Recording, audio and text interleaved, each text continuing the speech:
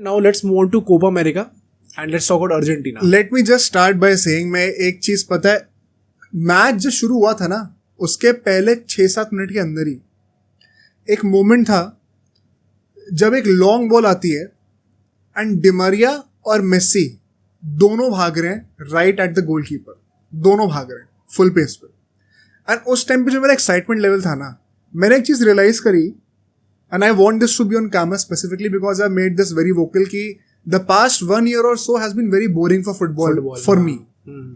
पिछले 1-1.5 साल में मैंने जितना एक्साइटेड फील करा ना फुटबॉल के लिए, मतलब जितना मैंने ये मैच देख के आज एक्साइटेड फील करा, इतना मैंने पिछले 1-1.5 साल में फील नहीं करा। आज I was reminded on why I started watching football, मतलब at that point of time जब करा था कि मुझे एक्साइटमेंट होता है because quite frankly Messi Miami से खेल रहा है, वो मैच देखने में प्रैक्टिकली इम्पॉसिबल होता है with the amount of content that you are possible होता है, प्लस कहीं ना कहीं आपको दिमाग में पता है डज नॉट मैटर तो वैसे ऐसा चीज भी नहीं करता है, बट दैट मोमेंट जब वो 5-6 मिनट के अंदर ही हो गया था ये scene, that is the moment when I realized कि ये कोपा अमेरिका फाइनली शुरू हो चुका है एंड वो मुझे वाइब्स आने लग गई एंड मैं एक्चुअली में नाउ माय क्या कहते हैं excitement and love for football has kind of return. वरना पिछले 1-1.5 साल में football particularly as a Barcelona fan has been very boring and as a Messi fan also because there's nothing at stake. इस match ने मेरा वो passion revive करा है, तो मैं उस चीज के लिए बड़ा खुश हूँ and now I am genuinely hyped for the Copa America going forward. Coming to the game though, बहुत ही इंटरेस्टिंग चेंजेस करे हैं स्कैलोनी ने and I think this is a hint at what the future holds. Same right, मेरा भी सबसे पहला thought ही था लाइनअप देखने में। Exactly, because Molina and Acuna start कर रहे हैं, रोमेरो स्टार्ट कर रहे हैं, एक्सपेक्टेड है, बट ओटामेंडी की जगह लिसांड्रो मार्टिनेज स्टार्ट कर रहा है। राइट, ये एक सरप्राइज था फॉर श्योर। एंजो फर्नांडिस अभी इंजरी से आया है सर्जरी के बाद, तो आई थिंक पेरेदिस को स्टार्ट कराया, बट फिर डिपॉल और मैकलिस्टर स्टार्ट कर रहे हैं, which means Lo Celso is no longer a starter, जो कि वर्ल्ड कप से पहले स्टार्टर हुआ करता था।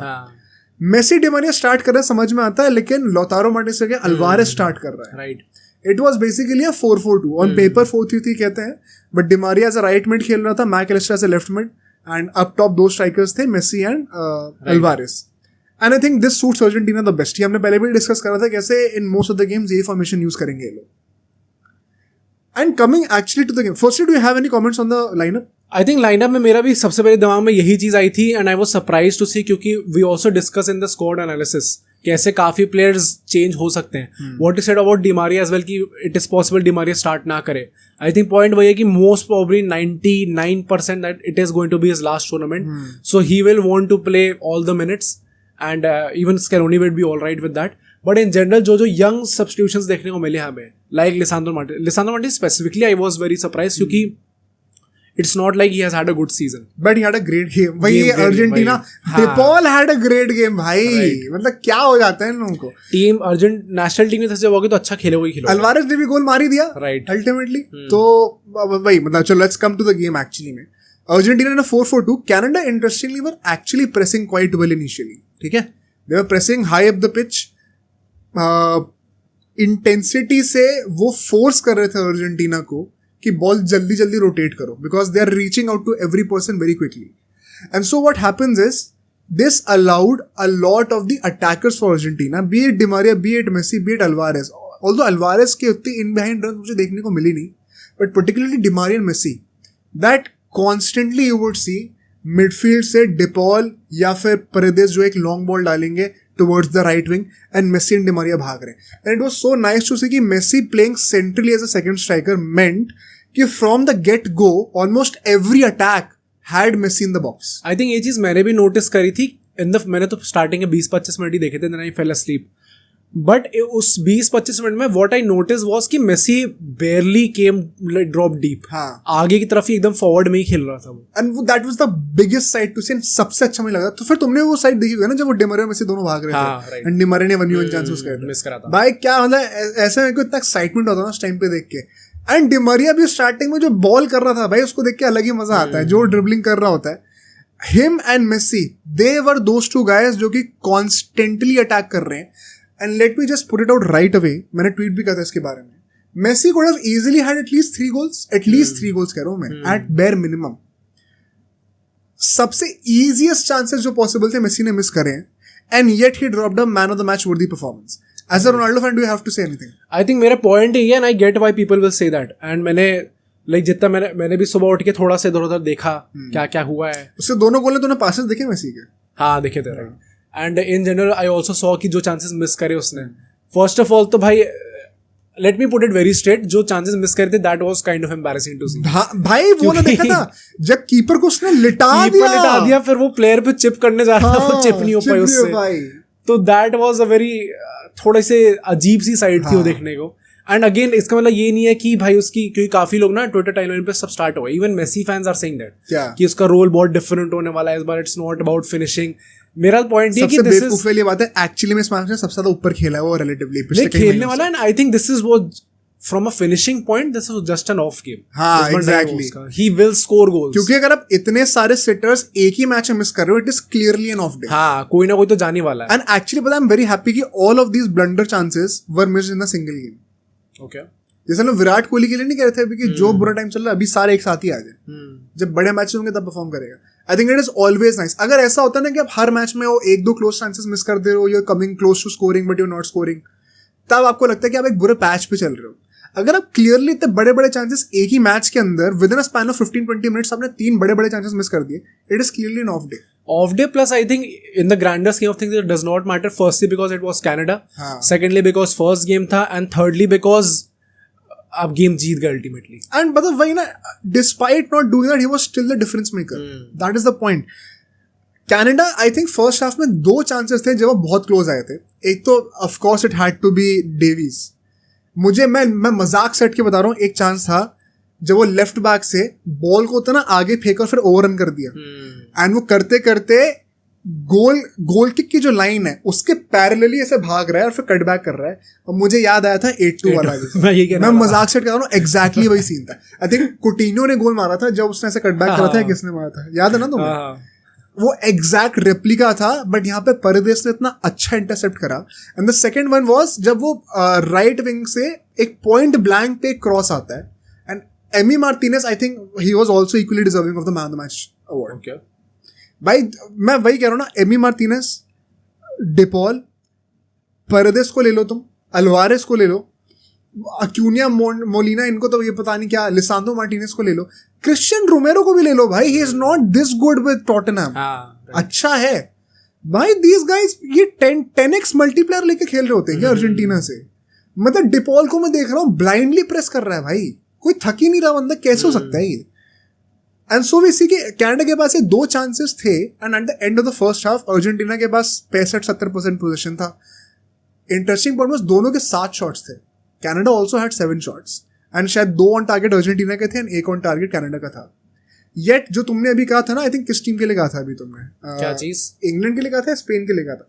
बेसिकली वही था कि इतना ज्यादा खुल के ओपन गेम चल रहा था जो भी था, यू ऑलवेज न्यू कि अर्जेंटीना मैच जीतने वाली है. And I kind of get what you would be feeling with Real Madrid. क्योंकि मैं जेन्युइनली बता रहा हूँ, not even at a single point of time was I stressed, and I won't be going in this Copa America कि हम जीतने नहीं वाले. हो सकता है ना जीते, कोई बड़ी बात नहीं है, हमेशा थोड़ी जीतेगा.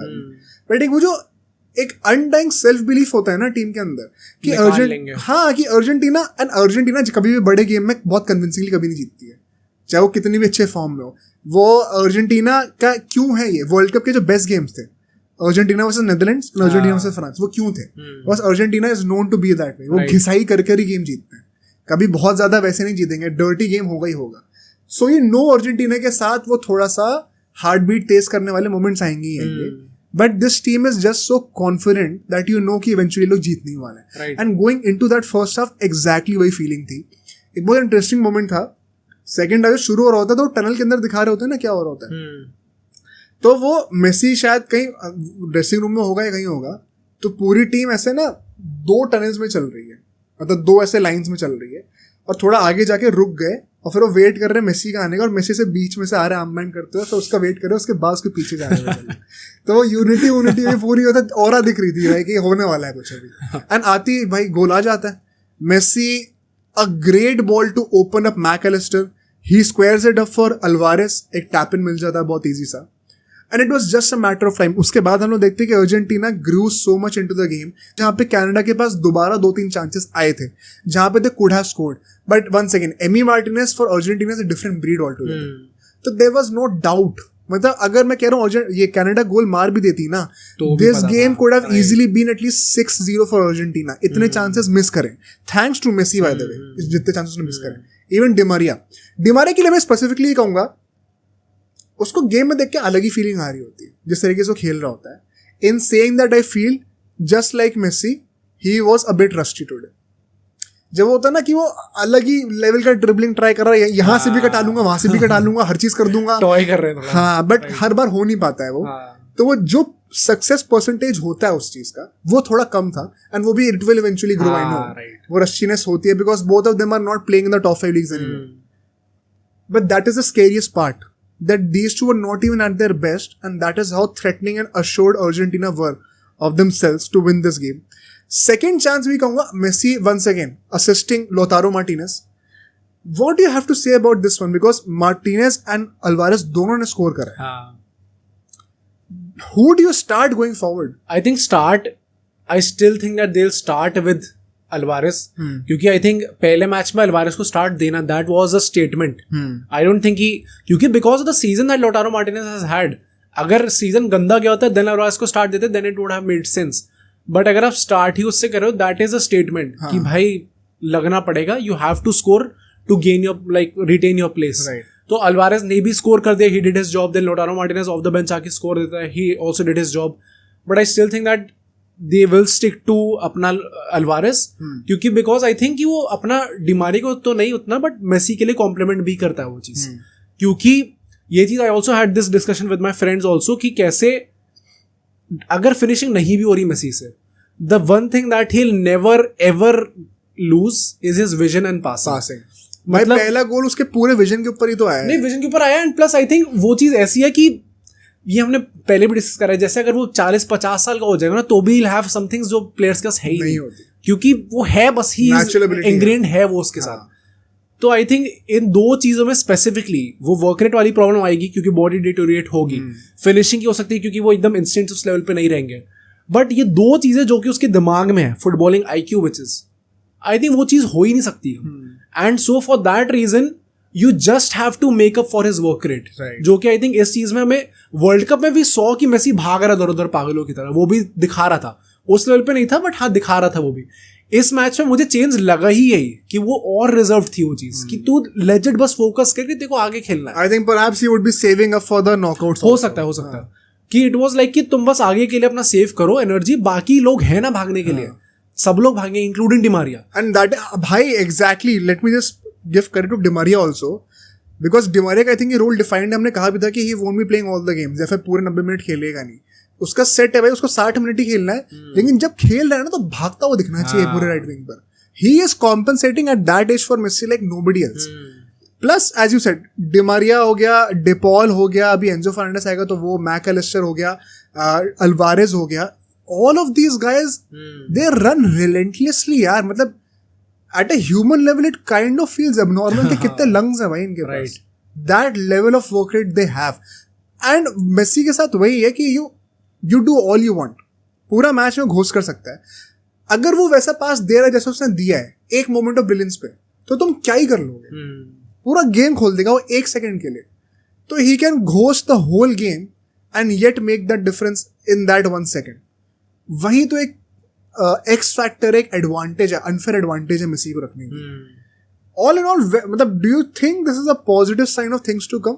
क्योंकि मुझे लगता है Argentina are always slow starters and इन्होंने स्टार्ट इस तरीके से करा है. Right, sky is the limit भाई. I think difference in the quality was huge between the teams. Although I've also heard a lot of commentators say कि they lied how brave Canada was. काफी उन लोगों ने भाई मैंने बताया ना इतने शॉट्स भी लिए उन लोगों ने. So I think that is good, but I think just Argentina right now is too strong. भाई even हम जितने भी साउथ अमेरिकन टीम्स है, yes you can say Uruguay ने हराया है and Brazil is also strong, but Argentina both एक जो ऑफ द फील्ड चीजें होती हैं ऑन द फील्ड होती है, they are just it is going perfect for them. Nothing is going to too good to ट्रू वाला सीन. मतलब तो I think should not be a problem. Which is, I think, the only way they could lose also. हाँ, कि everything true, is too good to be true. Right. That is the only way I think they could lose. But हाँ, मतलब there's no sense in saying कि they are not the favorites right now. Very excited to see आगे क्या होता है. मैं literally हम लोग सोए ही नहीं है बहुत टाइम तक, तो मैं ये सोचा था कि यार नींद आ रही है, क्या करें, मैच देखे पर देखना पड़ेगा. जैसे वो मोमेंट आया था ना पहले 5 मिनट के अंदर, पूरी नींद उड़ गई. हाँ भाई, पूरा मैच देख रहा है, कोई फर्क ही नहीं पड़ता. अब सोचो अगर एक क्लिप इतनी बढ़िया थी तो पूरा का पूरा पॉडकास्ट कितना बढ़िया होगा. तो अगर आपको इसी क्लिप का पूरा पॉडकास्ट देखना है तो यहाँ पे क्लिक करिए, और अगर आपको ऐसे ही और क्लिप्स बिंज वॉच करनी है तो यहाँ पे क्लिक करिए.